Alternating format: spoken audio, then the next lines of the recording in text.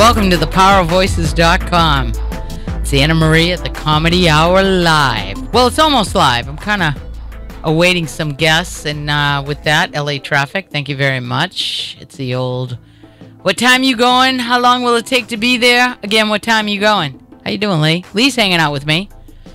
My intro beats a young man named Yahweh Poetic, and I like that song, Solid Gold. You can hit him up on YouTube, SoundCloud. It's pretty cool stuff.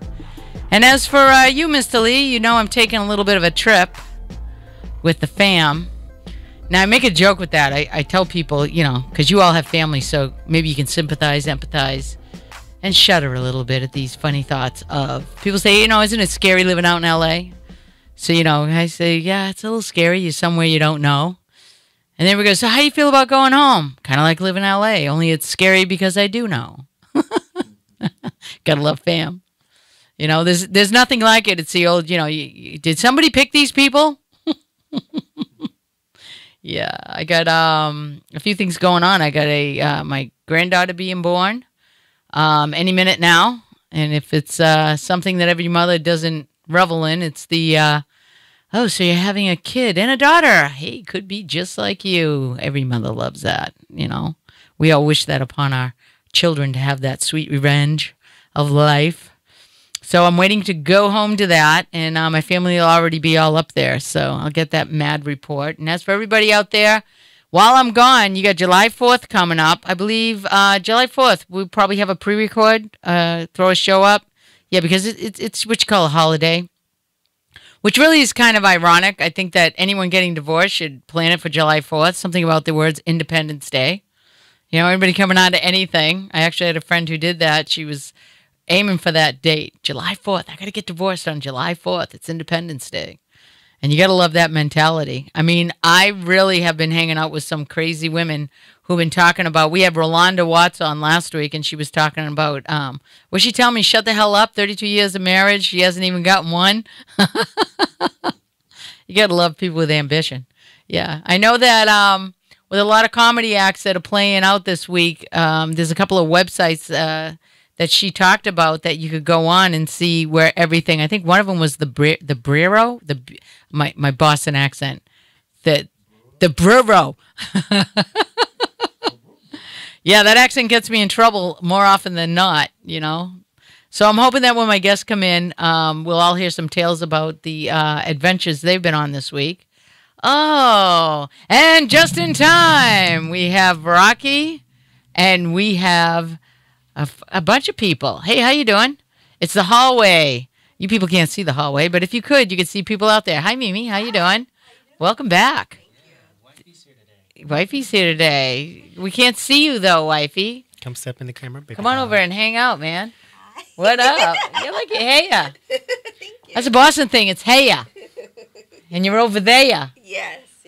Yeah, man. Yeah, she made me late. She wanted to make sure she got her picture with John Singleton. We just saw his hey, John. premiere. That's not John. That's Come on now. Baron. Yes. Oh, John Singleton. Oh, my God. Yeah. That's right. Yeah. Well, it's official. It has been my running gag joke that isn't. That if you have even the simplest of names, I will still get it messed up. You will still get it messed up. Good to meet you, young man. Baron J. Littleton Jr. in the building. Baron. I love that name. And he uses the whole thing. It's never like, hey, Baron Littleton. No. And I was Baron trying to spell it Byron. Yeah, no, it's not Byron. Do people Baron. do that, though? People get it mixed up all the time. Even my pastor, he still call me Byron. I'm like, no, it's Baron. All right, Byron. And he said, son, I don't like your attitude. Right.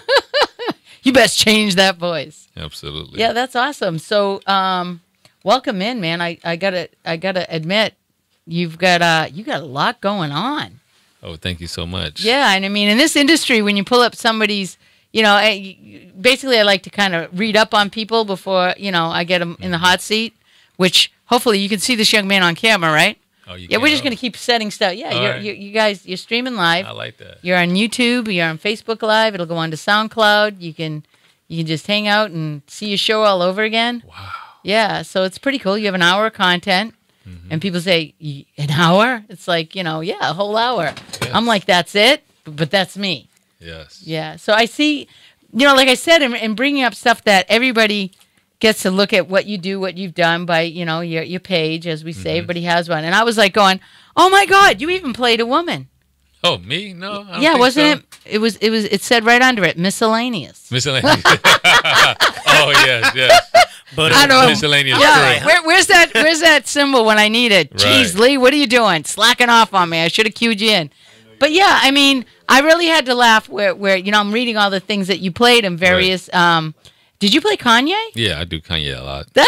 And I'm going, dude, what a blessing. I get to look like somebody I can actually, and I'm going, was it Kanye in it? No, he played Kanye. I go, that's so cool. Yes. So yeah, and looking at some of the stuff that you did, which shows somebody who's consistently busy in this industry, is really a cool accomplishment. Yes, I was supposed to go to Paris last week, but I got to reschedule to do a Kanye West look-alike situation. Did you really? Yes. So what does that entail? Like, first of all, have people come up to you outside of that? Oh, always. I get people come up to me all the time for pictures, or they be like, they stare at me like real funny. I'm like, oh, they must think I'm Kanye.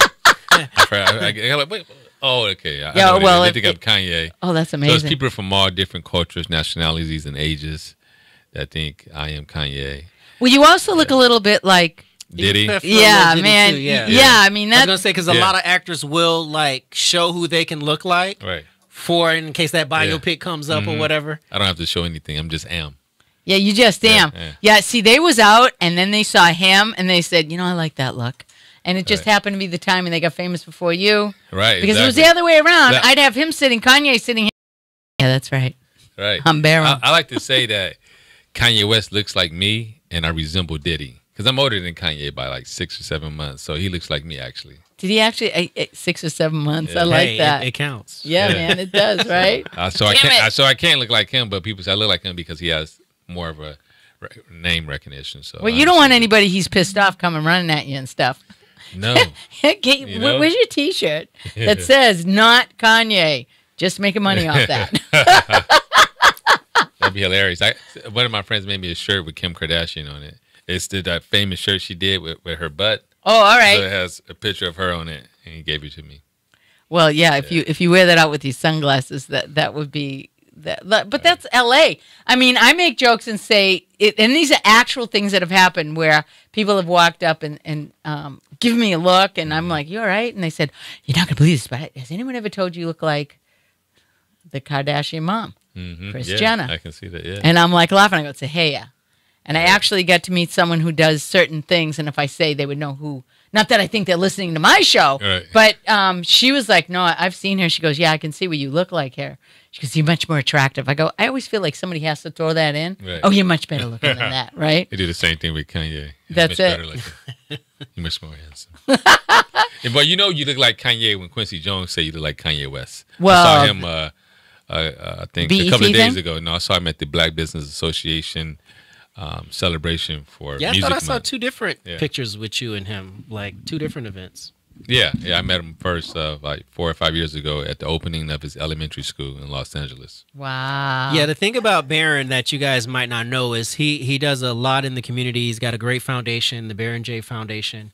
I actually just went to a really cool event that you put on your annual luncheon. Yes. And he gave out a few awards. Ray Charles Jr. was That's there. wicked and nice. some I other know Ray folks. Charles Jr. Have you kissed him before? Let me Wow. enlighten you. Let So me you enlighten know you. him. I was Wow. at a function that he was at, Yeah. and I was talking to his wife, Right. and she said, "My husband Ray," and, Yeah. and she kept saying, "My husband Ray." So he walks over, and I said, "Hi, AnnaMarie." He says, "How you doing?" He says, "Ray Charles Jr." And I actually said in my mind, "Wow, his mother must have really liked Ray Charles." Because she named, swear to God, Right. because I'm I not. didn't make the connection at first either. Right. Yeah. He was like, and you were talking about he helped produce Ray or whatever. I'm like, okay, I still didn't make the It connection. didn't make the connection. Oh my God. Go on his Facebook. He's like, And "Here-" his then I name was Ray like, Charles Jr. in the flyers. You don't get it? Oh yeah, but you know what? And I just want to ask you this because. Yeah. Because as you said, you're talking about pictures with Quincy and stuff like that. I've been out in LA for a year and a half, and that's I'm new. 18 months. So 18 months of that, and so what I've decided is that these people from LA are spoiled. They are so spoiled because they have access to so much talent, shows, Yeah. people, and so there's a low appreciation factor that when you're not from here, you're like, totally blown away by the talent, totally blown away by the shows, totally blown away about, okay, they call it starstruck. Yes. Actually, yeah, who wouldn't be? What the commonalities here are that when you're from here and you do see people that are incredibly talented, people have this attitude like, oh yeah, you can get that, like pennies in the street. Right, that's I true. still pick up pennies. And What are you it's kidding funny me? because yesterday she was like, "Oh, is there anything going on?" I'm like, "It's LA. Like Right, something's right. going on Right, every every day. night. Should we go out? Is there something going on? What are you thinking? Like just Google it. Yeah, So I'm like, much yeah. going Stuff going on. And I mean, as far as being in the business as you are, it's like the ability to stay the course, because it's a grind, as everyone says. Yeah, it's a marathon. I remember I met Sidney Poitier on the golf course. I was caddying at Hillcrest Country Club, and this is about 10 years ago. How did Maybe you 12 years feel ago. at that And moment? I wrote him a letter, and I FedExed it to make sure you get it. And I saw him on the course today. Sidney Poitier, did you get my letter? He said, yes, I did. His accent. And he said, what are you going to do if it take you 5 years? I said, keep going. He said, 7 years. I said, keep going. He said, 8 years. I said, I'm going to keep going. He said, all right, I'll be watching you. So basically, what I got out of that is that it's a marathon. It doesn't happen just like that. You got to enjoy the journey. It's a Right. journey. We used to use the saying, it isn't a sprint. No, It's a marathon, and a lot of people don't understand that. it's a marathon, and it's a marathon journey that never ends. Well, how But could what it, I like about this guy is he doesn't wait for opportunity. He creates it. I mean, Right. he's produced a couple of sitcoms for I himself. saw that. Yeah. Yeah, I did a sitcom. Yeah, where they had a Yeah, producer? There With, was Mikasa, yeah, right? Mikasa, Yep. Mikasa, with Michael Collier. He's an excellent comedian, Yeah, I know Michael. actor. We shot 3 episodes. We shopping it. Some networks turned it down, but we have one that's interested, which is RJM, Robert Johnson Media. He has his own platform. Robert Johnson, the guy that founded BET. He Wow, has that's his right. own thing similar to Netflix, but it's for like urban stuff. It's called RJM, something like that. And they are interested, so we waiting to get the term sheet from them and go with them. That's fine. Well, I have young comedians and people, from other places where I'm from the East Coast. Yes. And some have commented on the lessons they've learned by listening to the shows. And like, if you're not from here, it's like the idea of getting into this. You said, how long have you been in the business? 16 years. 16 years. Now, the delusion is that how many people come out here and they have like these time sets, and it's kind of funny, like you said, him asking you that. I'm going to give it 5 years. Right. It's like, baby, it could Failed be, To be already. an overnight success. to be an overnight success. Right. And that is my phone? Where's my daughter? Come in here. Is that your daughter walking around? Yeah. She's Farron. Come in here, Right young into the lady. mic. You're live on. Come in. Your friends can actually Come on. see you. You don't have to just do Instagram anymore. You can be You can be just here. What's what? even more famous. All zeros in an 87. In case anyone All right, finds so my we all phone. know how to break into AnnaMarie's Yeah, phone. as of right now. Yeah, I have my daughter hanging out with me. Hi, daughter. Hi. You're a beautiful girl. Here, come You to can the you can camera. grab a chair and pull a chair up, and yeah, you can take that one. So yeah, But in touching on that amount of time to get in the industry and to come in, okay, so you started as what? as an actor, As an actor. and then went to producing. And you've done comedy acting, which I Yeah. say is totally different than what stand-up is, obviously. Yes, I've never done stand up. I'm pretty sure I'd be very good at it if I tried it. I like that attitude. Yeah? I would definitely have to write because I come up with a lot of great jokes, and I usually give them to my friends that are comedians. I mean, this is a good joke. Use this. But I'm gonna have to try stand up one. But day. isn't that where, like a lot of people say, that where the money is, when you have the ability to write? Yes. There's a lot of people constantly looking for material as far as new and fresh ideas instead of recycled Yeah, material. material. That would be something that, for people wanting to get into that. I mean, I've heard everything from, okay, there's acting, producing, which why would you decide to go into producing after you did that? Was it something that you decided to do because basically you had always wanted to do, or was it a way to get your material your way? Yes, you absolutely just answered it. A way to get material away and also to portray the actor and characters that you want to portray. Because a lot of times you don't get those type of opportunities auditioning for other people's projects. So sometimes you have to do your own to portray the character that you want society to see. Right, and in the process of, okay, you come up with the idea, and you're going to produce it, and then you have to, what are the steps that are necessary? First of all, you got to come up with the idea. So either you come up with a great idea and you have somebody write it, or you acquire someone's idea that already has a script written that you want to produce. And then once you acquire it, then you get you a great director, and then the director brings a great DP, and you hire a great lighting person, and most definitely you need a great director, and you find somebody to do sound, and all the things just start coming together. And then you want to get great locations. You know, a lot of my films were independent, so we put in a lot of favors, and we shot films very quickly. For doing that. Yeah. I mean, that's the idea. You know, the more connections you have, the better you are to utilize what you can get friends to help you out with. Yeah, and you'd be surprised once you start doing it, everything start coming together. The momentum. Some people get afraid to start because they're like, it's too you to start doing it. People will come and actually start assisting and helping you. You just got to be the visionary to get it going first. Right. And also, like I've been to a few functions where people were talking about what they were doing, because in LA, seriously, when you're in the right places, everywhere you go, someone's in some kind of motion, and someone's doing something, and they're always talking about the different things that they're doing. And you hear the word funding, getting funding. And like a lot of people don't understand that any project that you have, like the people don't see where, if you're not familiar with that, people have an idea, they want to get it, they have this huge thing that they want to do, and you say just start doing it. But at a certain point, you have to look for funding to bring it into full fruition, right? Yeah, I just met with a guy today that was introduced by my friend. His company does matching funds, minimum of $10 million.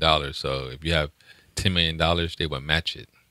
But you hear that, folks? But it has to be based on a project that the investor likes. So the investors usually his investors usually like family films or films with like a story or a spiritual purpose. meaning. It doesn't have to be a spiritual meaning, but a good story. Like, has anyone seen Hacksaw Ridge with Mel Gibson? Oh, right. That was a very violent film, but it had a great story behind it. It was a great moral story.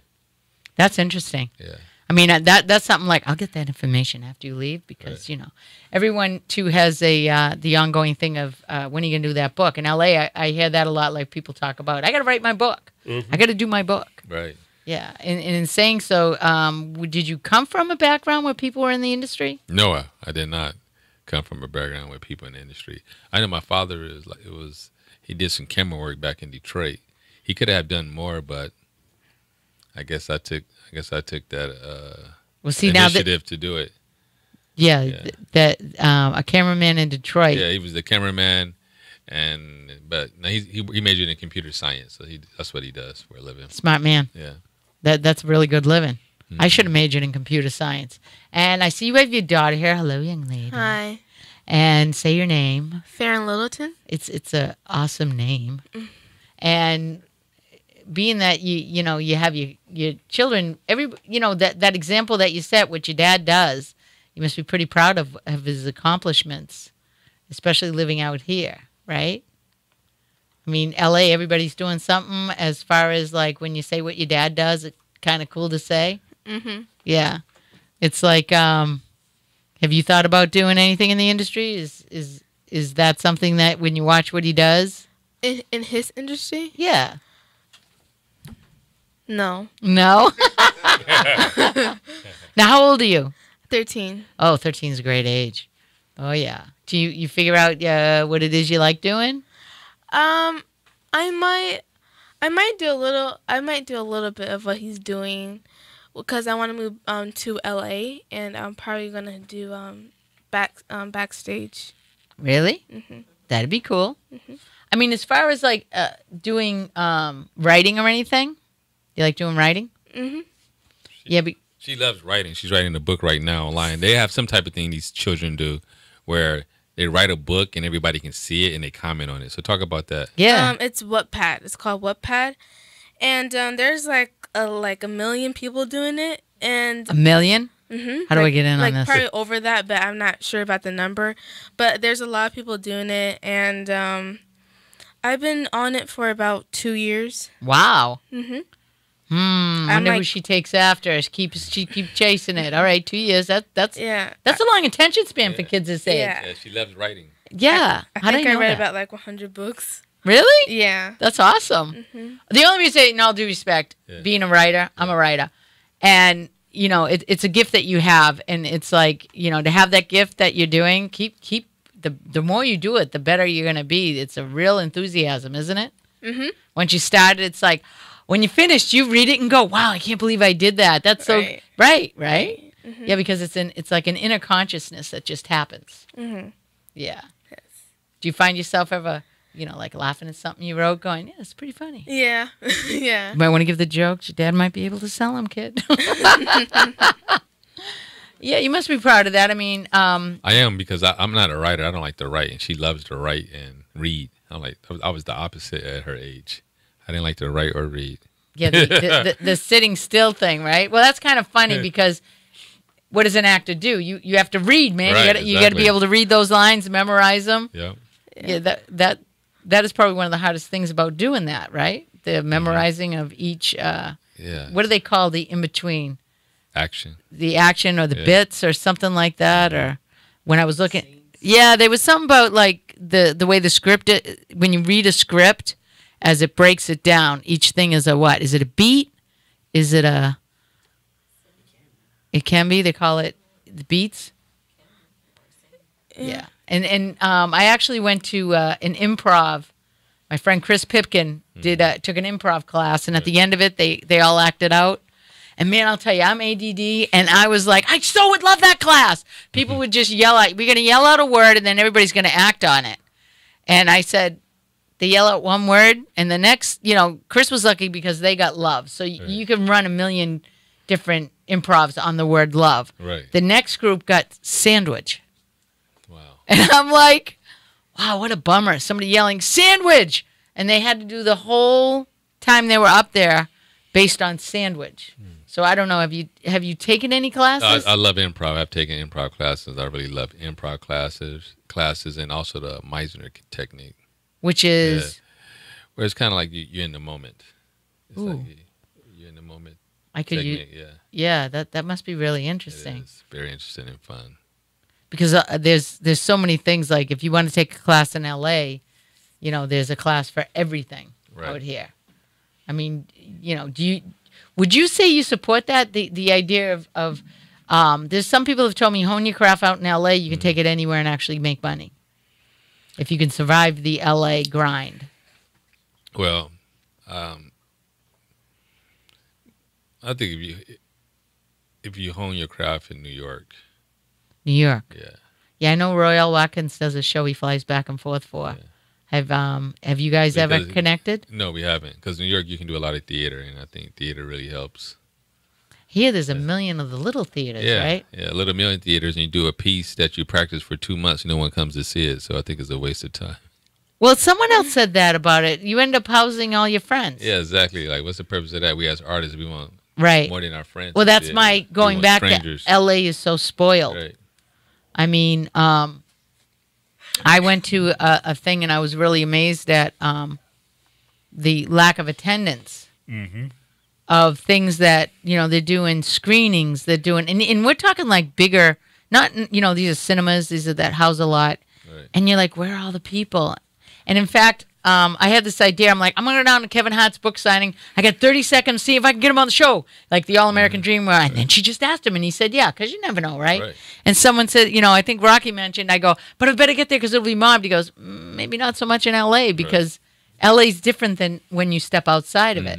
Were you surprised the first time that happened is the momentum that's outside of the walls of L.A. when you're on the road, people's reactions and stuff, or you haven't been spoiled with that yet?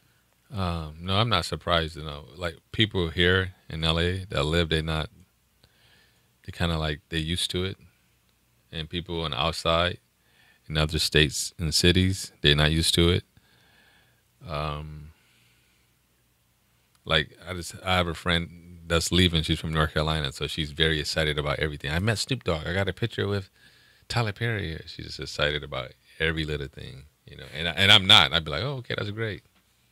Right, but if you could can that, like if you could ship them all in, all those theaters would be filled. Oh, all of them be full. It would just be, That's so true. That's the shame of it. Like, I mean, we talked, and the girl was like, "Stop giving away ideas." But there's a lot of things to be said about the way people perceive L.A. Like, I picked up an Asian woman and her mother, and they wanted to go to the Griffith Park. Yeah, and on the way, she said to me, I mean, dead serious. Observatory? Huh? Yes, the observatory. Where is La La Land? Ooh. And I went, what? She goes, where is La La Land? She goes, why? La La Land. And I looked at her, I go, you're in it? She goes, why do they call, this is La La Land? I went, yeah, L.A., La La. Mm-hmm. Oh, so now we're going up the road up into the observatory, and she's like, is this it? Is this where they were dancing? And I'm like, oh, boy. I remember the scene that she's talking about, but maybe she read somewhere that's where it was, and she wanted to get out of the car, which I couldn't because there was no way to park, because for some reason nobody in this town works, and it's a Wednesday, and you can't get up to the observatory because there's a billion people already parked on the side of the road every day. Right. But anyways, she wanted the tourists. No, they have cars. Those are tourists, though. Damn those people. But anyways, so she was like, I want to get out and I want to take a picture of this. And I said, I really can't unless you want to hang your head out the window and get a backdrop selfie. Right. That ain't going to happen. Yeah, it was really, it is kind of interesting as to people's perceptions. I have a question for you. Let's say that a group of travelers come from a different state or a different country, and they want to hang out with you for 2 hours. What type of experience would you give them? Oh, my God, it would be hysterical. I've talked about that. Okay. I would give them, you mean as far as like showing them L.A. or me? Just you, something that you're passionate about. What type of experience would you give them? Oh, I would give them the experience of walking around and seeing in LA. What I would show them is what it's really. It's not the touristy spots. Mm-hmm, right. It's the ability to go 5 minutes and you hike Runyon or Fryman. The things that the little out of the way things that people don't understand. The architecture of the downtown buildings, the old architecture, the things that once were that like that place, that restaurant that sits way up on the hill that they used to bring everybody to the Oscar parties. It's got a moat with koi in it. It sits right behind Capitol Records up on the hill. Yeah. All right, I don't know the name of the place, but the history and the things that castle, right? Yeah, there's also the Magic Castle, which I've never been to. That's maybe too touristy, but I mean the things that have histories. If walls could speak, and also this. And I mean, what amazes me is the energy and the free spirit of creativity here. And to actually drive them down to Tent City, that would actually be on my tour. Okay. And I would love to show people the experience of the reality of LA.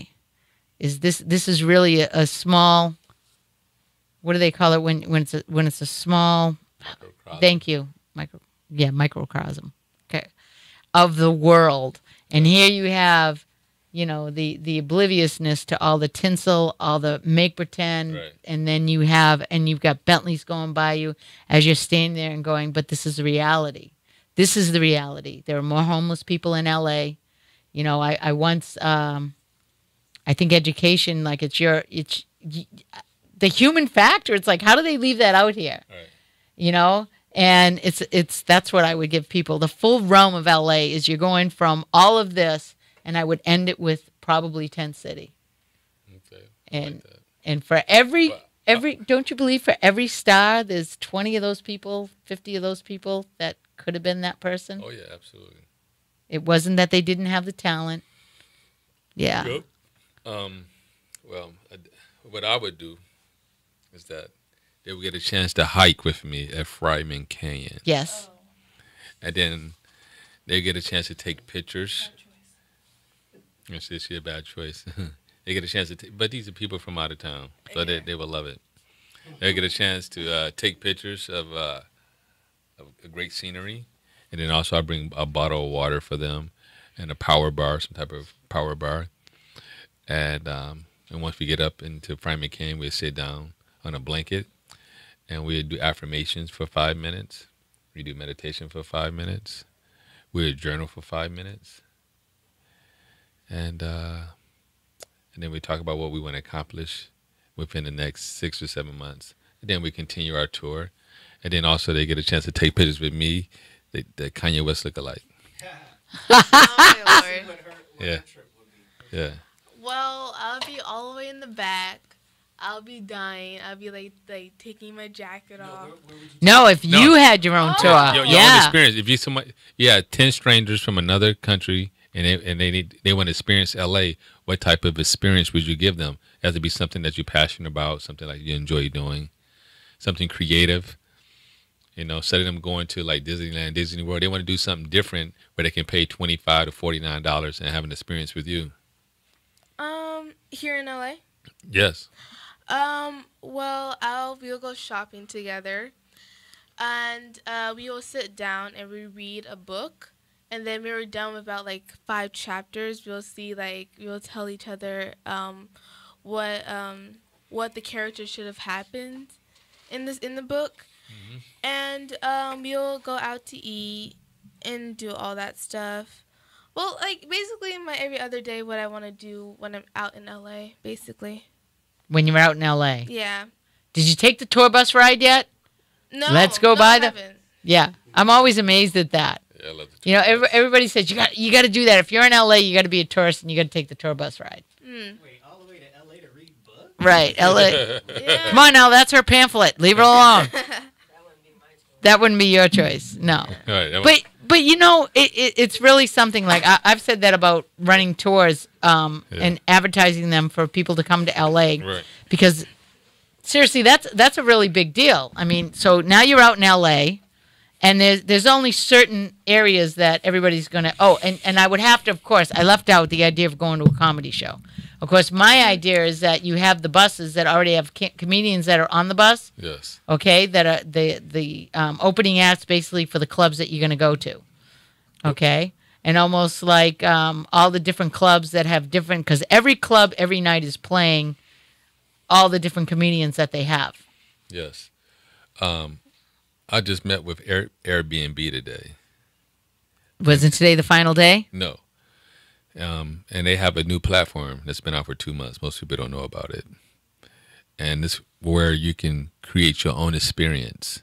They want people to create their own experience so that when people come to town, you can go look on Airbnb's app and you can click on different experiences you want to experience. So somebody want to click on your experience and experience that with you. Like when I ask you your experience, and Airbnb will actually create a movie poster for you in a video. So when people click on your experience, they can see what they're going to get. So instead of going to Disneyland or Disney World, sometimes people just want something different and unique. Like, okay, I want to experience what it's like to be like this one person. She makes dolls in a basement, African American dolls in a basement, and then she has them at the museum. So people come to her experience, and she makes the dolls, and then she takes them to the museum where you can see the dolls. Then you have this one couple. This one person, she loves hiking, so she hikes people up to the Hollywood sign and they take pictures. That's their experience. They pay $25 Oh for man! that. So Get out, so really? So now you can be an entrepreneur and get paid for your unique experience. That would be awesome. So Comedians, I like that. yeah, so you can check that out. It's pretty amazing. Of course, now I had a horror movie flick. Okay, it's an Airbnb horror show that people sign up for this Airbnb experience. Yeah. You get a little bit of Get Out, and Yeah. then you take a little bit of Psycho. You mix it up with a little bit of make it like one of the slasher movies there, Friday Right. the 13th. You never know what you might come out with. But whenever you take a trend, Yeah. all right, you're a producer. Yes. The idea. Whenever you take a trend, like I want to know why we haven't done. Remember, okay, You've Got Mail. Yeah. All right, Yeah. Meg Ryan, Tom Hanks. Yeah. And it was at the time when that was huge. We had just come out with AOL, and You've Got Mail You've Got Mail. was like, it was like, but they did that whole movie based on that as the backdrop. Exactly. Okay, why haven't we had the Lyft, Uber movie script yet? They're out there, they just haven't been produced. Is that what it is? My friend has one. He has a Uber script. Okay. Yeah, it's yeah. I mean, Uber, Lyft, they the same kind of like Kleenex. Right. Uber came out first. Really, Uber came out first. So everyone says Uber, even when they're talking about Lyft. So. Unless you're from Boston, and we say Uber. Uber. And people go, you got a what? Uber. A Uber movie? Yeah, it's an Uber movie. Yeah. But yeah, it's a horror movie. So, it's a horror movie? Yeah. Oh, that would be my first airport ride that I got with a guy with no windshield wipers that worked and the small little fog window he said he was fine able to see through. Right. Yeah, I called it the "What are you shitting me" ride. You know, that being said, how do you rate this driver? I'm dangerous. Yeah, I mean, there's all kinds of things as far as, movie ideas. And yet, I just want to say this, what I've noticed too, when you live out here and you pay a little more attention, it's like, is there cookie cutter formulas to every movie that has been done and redone? Is like, there's a formula. Let's say the love formula. Boy meets girl, they hate each other. Mm-hmm. There's conflict. They don't get along. Right. Somehow they end up together on that one maddening night. Right. Okay, where something weird happens. The gaze in the eyes lock down, and then things happen. And then something comes along and screws it up. They break up. There's this like thing in the movie. Mm-hmm. You know, maybe we'll throw in a car chase too. Right. And then they end up at the end of the movie, they get back together and everything is all good and, whatever. And you can take that for romance, silly romance movies, okay? They just change the people out. Right. And then kind of like the idea, every now and then you come across movies that have that incredible, like, what was it, Get Out, was that unexpected twist of, like, the extreme. Yes. When you see movies that don't follow the exact formula as everybody else. And I'm always wondering if, the big blockbuster movies where it always seems like, okay, Pirates, they came out with it's the same story. All you did was get new people to play different parts. Exactly. And freaky makeup. That's why Get Out was such a breath of fresh air. Breath of fresh air, because they didn't follow that cookie cutter format. And the same thing with Tarantino films. Oh, yeah. Except it's going to be bloody, crazy, and all kinds of like extremes. That guy is so extreme with his with the blood, guts, and the. Yes. But what I like about him is he does keep this weird humor in all his movies, and also an incredible in-your-face message in his movies. There's always something that makes you go, huh. Right. Yeah. I mean, you got to respect that as a director. But that's probably. I mean, I don't know if you see that where you're doing your own thing as far as stepping things up. You as a producer or doing an idea know that you have to have something more than the build. I mean, how many people out here are doing that same thing? How many things end up at the point of where they're going to production? They want to get funding, and they get to that point, and maybe they make some of the film festivals, and then it's like what? Netflix? No, not everybody gets distribution. Yeah, that's a key word, huh? Yeah. Distribution. Right. Yeah, and like I said, do you also believe in LA? The question, what do you do is right. Actually, what can you do for me? Yeah. What can you do for me? Wow. I mean, I don't know why people just don't come out and say, what can you do for me? Hey, what can you do for me? Right. This is what I do, and rather than that tap dance, That's so true. You're right about that. Yeah, I mean, I went to the other thing, there's certain moments here, not being from here, that I'm in a place, and I was at a private art show. They were doing an art showing of a African-American artist that was absolutely unbelievable art, and it was in somebody's private home. He's a drummer. I believe it's Harvey Mason. Mm-hmm. And beautiful home, incredible people, and all the people that I was meeting there were in the film, music, and fascinating people. Right.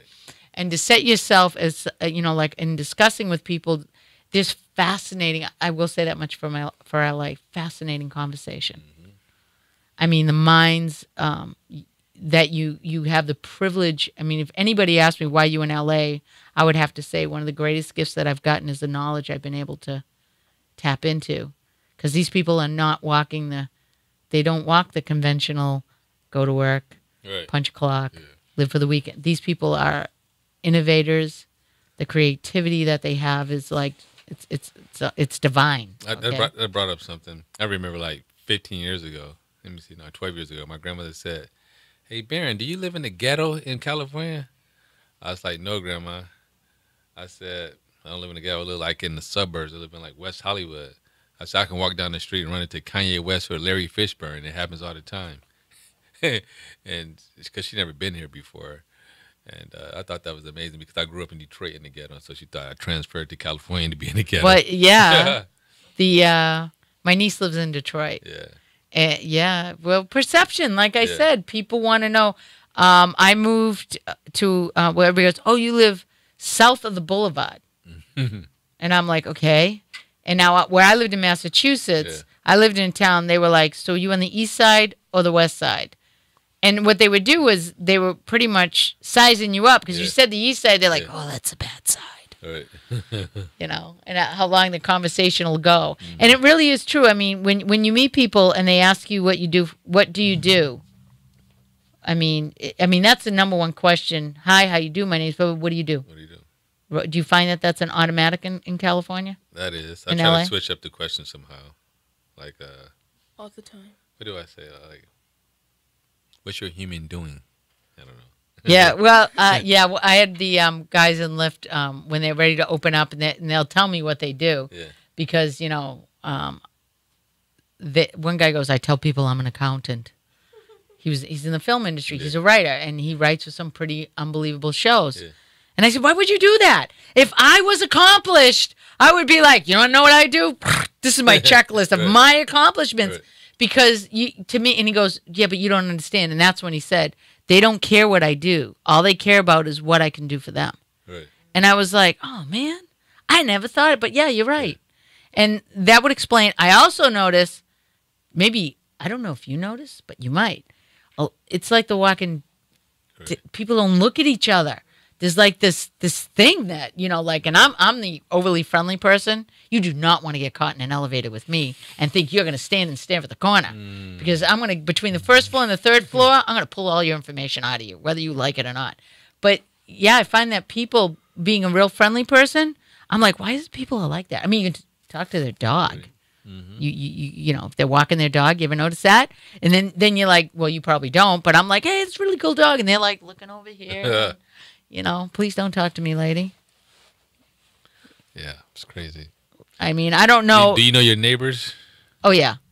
No. You know your neighbors? Only because I live in one of those houses that are attached to the other. We all share the same backyard. Okay, but you know them, right? Yeah, I know the place that I moved into, but the house across the street, which looks like the Beetlejuice house, they've just renovated.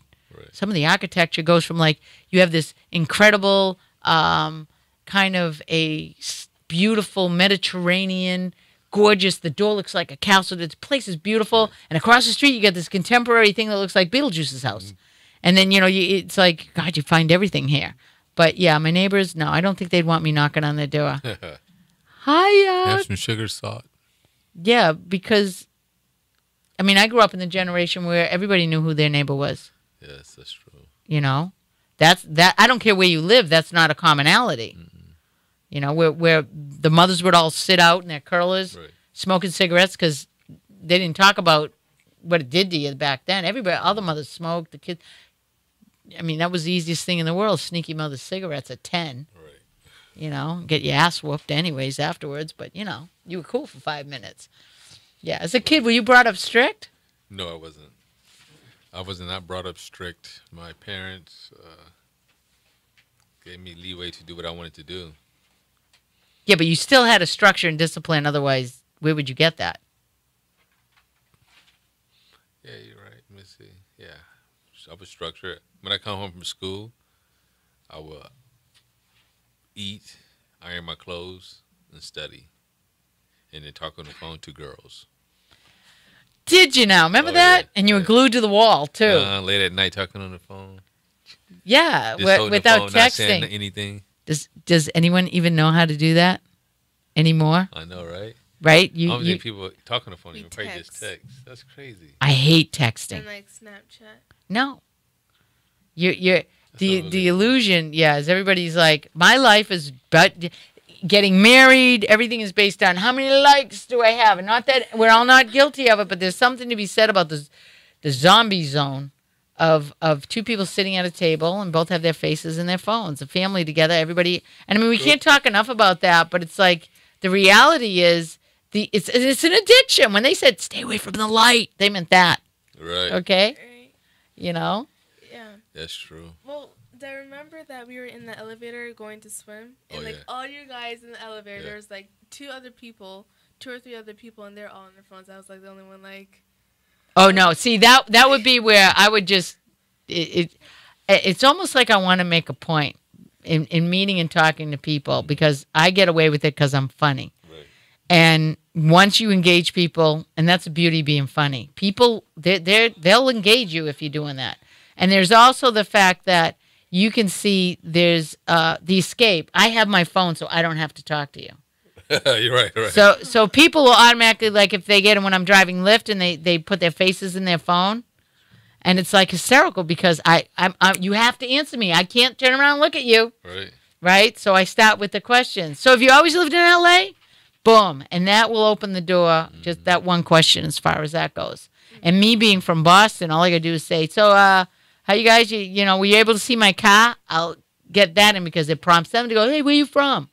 Because for some reason, there's not a lot of people that talk funny from Boston around here, that people are fascinated with the accent. Right. I love the accent. Yeah, I'll probably get that. You definitely have an accent. Oh, yeah, definitely. I got in trouble. Because we're from Boston. I didn't pronounce Tupac right. I pronounced Tupac. Because it's a Boston thing. It's not a disrespect thing. You guys had a movie made about the Boston killer mafia guy. Yes, Whitey Bulger that Yeah, Johnny Depp played. Yeah, I like him. Yeah, I hung out with the sister of the woman that eventually got him caught because she couldn't keep her mouth quiet at the hairdressers. That's how that all came about. Because he got caught in Santa Monica, right? Was it Santa Monica or was it Florida? He I got thought it was caught, like later in life, like he was like 80 years old and get caught and get busted. Right, Like, right. Good Lord. Yeah, I mean, with all of that, I grew up in Boston. You know, that whole thing was very, very much alive. That whole era. There was a lot of people that Whitey Bulger caused a lot of pain to. I mean, with what he did. Yeah. And I mean, it's one of those things where I liked whenever they do the movies, we as Bostonians, even Mark Wahlberg's guilty of it. It's like, really? Because that is such a heavy accent. You know, and at least within the first 5 minutes of the movie, there's like 20 million F-bombs. And I actually had a woman ask me that, why is it everybody from Boston uses the F word? And it's like, it is that common.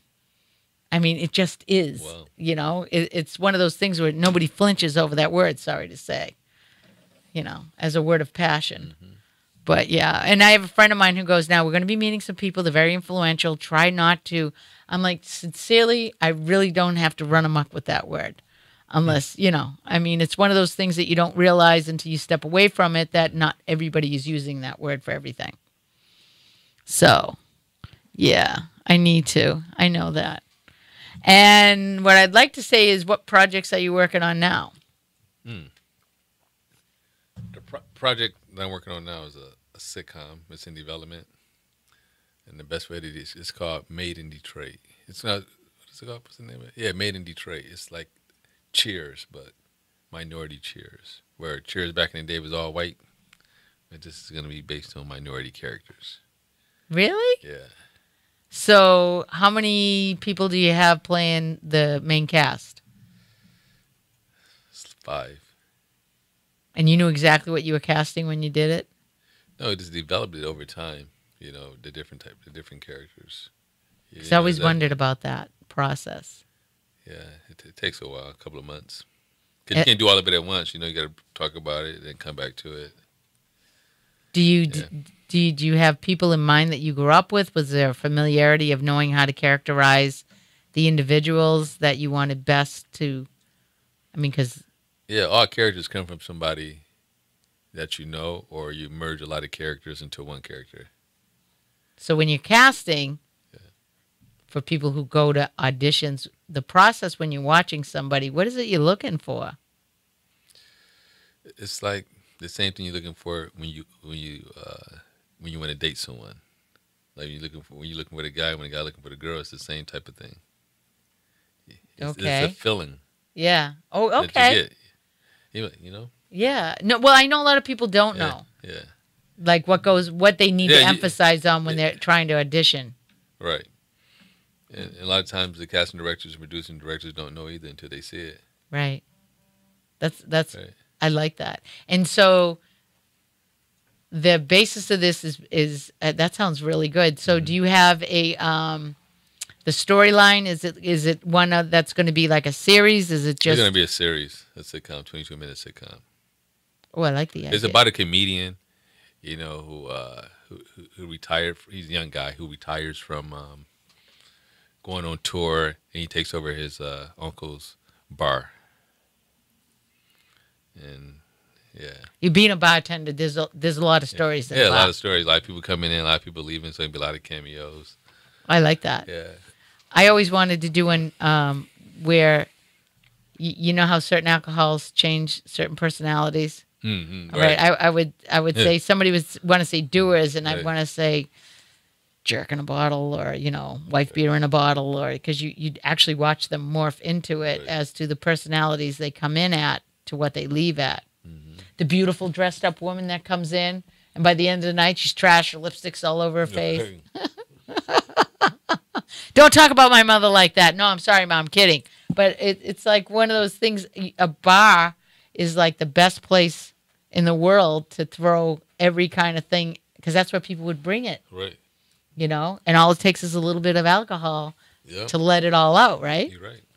So is it based on their lives as far as in the bar, or is it based on what they bring from their lives into the bar? Into the bar. I like that. Yes.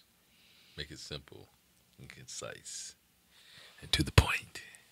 Okay, so what is the bartender's personality like that you casted? We haven't casted it yet. Yeah. Does he have a Boston, or her have a Boston? It's like I keep saying to people, dude, can you write me in? Smart ass from Boston, got an accent. Yeah. I mean, that come out to LA and this is what happens. Yeah, that's really cool. So that's the next process? Yes, that's next process. So there's more than that going on, right? Are you acting anywhere? I'm going to be acting in that sitcom. Yeah. And what character are you? I play the comedian's cousin.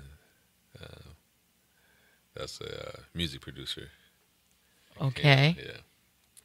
I thought you were going to say that's funnier than the comedian. Yeah. No. And to be able to do that, do you have a location, or do you guys? I mean, that's the other thing, picking a location. Yeah, we're going to shoot at Harvest Studios in Northridge, California. It's going to be all sets. And as far as like choosing, okay, I'm a cameraman, I'm a grip man. I mean, to pick, if I was going to go out for a job and apply for these, do you guys just send out a general? No, we do not. We already have people that we work with, and we use the same people. And then, unless they're not available, then we go to someone else. Which would usually be somebody that would be referred by somebody who knows somebody. Yeah, that's exactly how it works. Yeah, and it's all about networking out here, correct? Yep. It's a network to get work, people. You got to network to get work. to get work. So this is your brainchild, or you collaborating? It's my brainchild, but I'm collaborating on somebody to write it.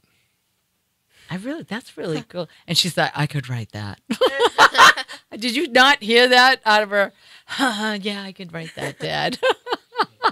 She can write a couple episodes. Yeah. Some ideas in the writer's room. Yeah, I would give free reign of that. I mean, you should really, maybe that's your next gig. You could try setting up a script on a show of your idea, and then get a bunch of your friends to like film it. I mean, you can do all kinds of things on your cameras. That would be a great project. Yep. Actually, that would be a great, do you do any work with kids? I mean, as far as like, he does, huh? Mm-hmm. I knew that. So what do you do? And we do arts education with them, where we bring in different people from the industry, from behind the scenes and also in front of the scenes, to talk to the students about their journey. And also, that's a way for students to be inspired, because they get to see someone that's actually doing it, and they're like, wow, that person produces the Legal Weapon show. He's a writer on Legal Weapon. He actually here talking to me. this guy produced this movie on Tupac, and he was talking to me. That inspired somebody. I remember when I was that age, I didn't have anybody like that to come speak to me. I remember I got excited when the newscaster came into our high school. I'm like, oh my God, That's newscaster. You know, That so and then also we give them lunch and learns where we take them to different production houses, and they get a chance to sit down with the executives and have lunch with them and talk about what they do. Like I just met with Ted Serenos. He's the second guy in command at Netflix. He's the chief content officer. I met him a couple of weeks ago, and I told him I wanted to do a lunch and learn, bring in some like 15 inner city kids that are filmmakers to the corporate office of Netflix to sit down with them to talk about what they do. So kids right there can build relationships and get internships. I really Giving them access and opportunity. I love hearing that. Yeah. I really do, because I mean that is I worked with a female camera woman, and that equipment's heavy. Yes, it is. There's a lot to it, and she didn't ask. She did everything herself. And I sat there and I was like, do you go around to schools and speak with young women, girls and stuff about what you do? Because I think what you would have to offer as far as careers, things that a lot of girls wouldn't really even think about doing unless somebody exposed them to that and said, you know, when I was in 5th grade, this woman came in, she was talking about, you know, a camera and showing just how big that equipment is and how she does what she does, Right. instead of, you know, like, you know, keeping everything to the extremes as far as like bringing people in to show kids. How did you get into that? I was part of in Detroit. I was part of a program called Summer Video Workshop, and we got a chance to shoot our own documentaries, and we got a chance to work on a music video, which I thought was amazing. Yeah, And from that experience, I was able to recreate that and make it better when I got older, to give back and give students access.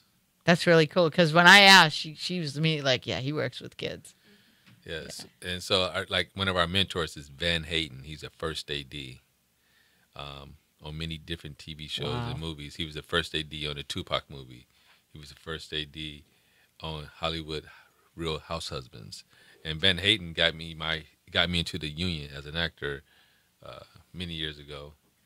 And he comes and speak to the youth and give them jobs. And also Van Hayden, he hired the African American guy that won the Academy Award for Best Picture, Moonlighting. Oh yeah, Van Hayden gave him his first job.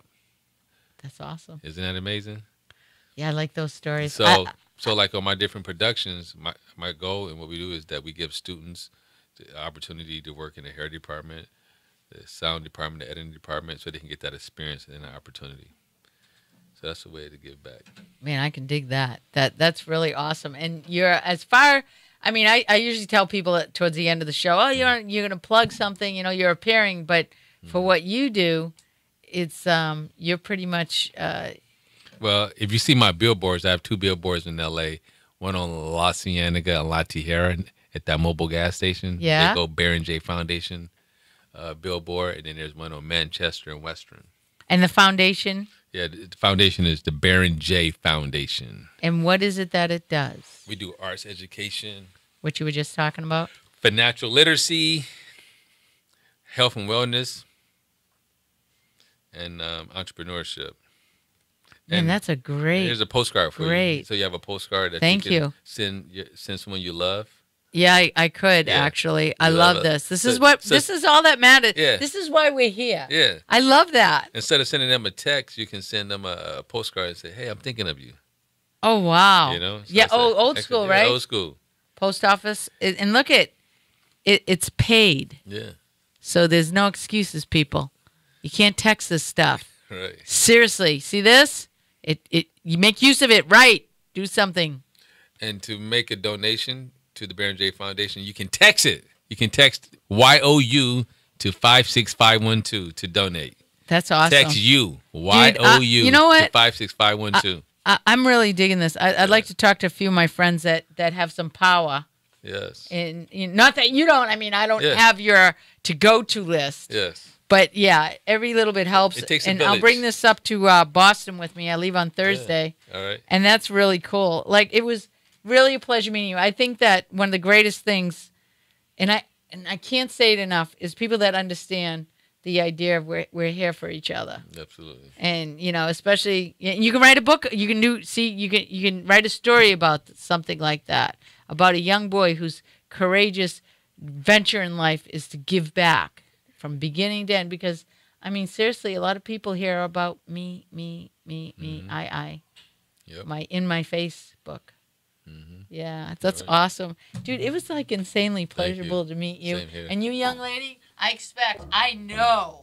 Okay, and actually, send me that link because that sounds like a blast. I mean, no one has to know my age. I can pretend I'm like 12. Right, exactly, right. Right. Yeah, absolutely. It has everything. It does, huh? Learned. Well, I expect to see more great things from you. And again, I love what I do because I really do have the pleasure of meeting some phenomenal people. Yes. And you really hope that when you meet people, that the impact that you always leave them, the next time they see you, they don't go, oh shit, and go the other way. Right. Is that you create this experience of like, yeah, man, I remember you, that was cool. And they say the one thing that you can do for yourself out in LA is keep your likability factor Yes. by doing the right things. Thank you guys. You're welcome. Thank you, Love Lee, you for a guys. great show. Thanks, Rocky, for once again. Hey, I'm going to be on hiatus on July 4th. There will be no show on July 11th. Please tune in.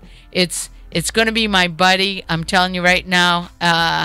It's going to be a show that I'm handing over to Charlie Wilson TV, not the singer. And he's going to have Tyree Spivey. I'm telling you, if you guys haven't seen him, you got to check out Instagram, check out the fake Tyree, and have a good night, people. Thanks for tuning in. Peace.